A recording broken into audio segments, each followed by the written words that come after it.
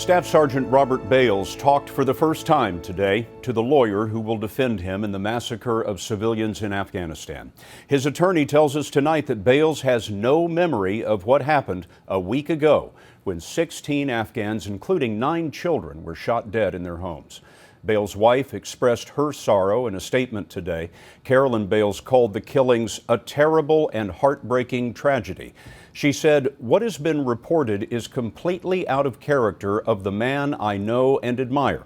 Her statement ends with this: "The victims and their families are all in my prayers, as is my husband, who I love very much."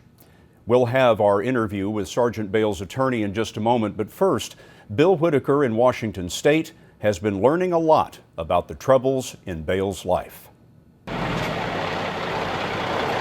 Movers pulled up to the suburban Tacoma house where Staff Sergeant Robert Bales lived with his wife and 2 young children and packed up the family's belongings. His wife and children have been moved to nearby Joint Base Lewis McChord because of threats of reprisal.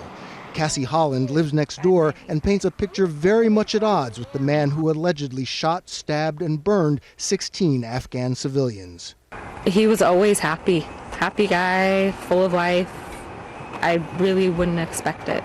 Robert Bales grew up in Norwood, Ohio, outside Cincinnati, where he's remembered as a good football player and a good friend to Michael Blevins.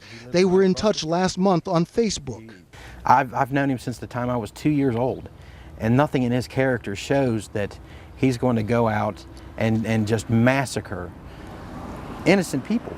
But there was another side to Bales. In 2002, he was accused of assaulting a girlfriend and was required to undergo anger management. In 2008, he was cited for leaving the scene of an accident. But his financial problems were much bigger than his legal ones. Before he enlisted in the Army, he worked as a financial advisor. He was accused of stealing money from clients. Arbitrators found he'd engaged in fraud, unauthorized trading, and unsuitable investments. He was ordered to repay more than $1 million. He never did. He joined the Army soon after the 9/11 attacks. Fellow soldiers describe him as gung-ho, a leader. Over 11 years, he was deployed to war zones 4 times. He reportedly suffered a traumatic brain injury when his Humvee rolled over, and a foot injury that required rehab back in the States. Bales was home from his 3rd deployment in 2010, a happy time for the family, as neighbor Paul Wahlberg recalls. We did a couple of barbecues, and we went to a pizza place down the road here. I went once or twice with his family, and just a regular guy.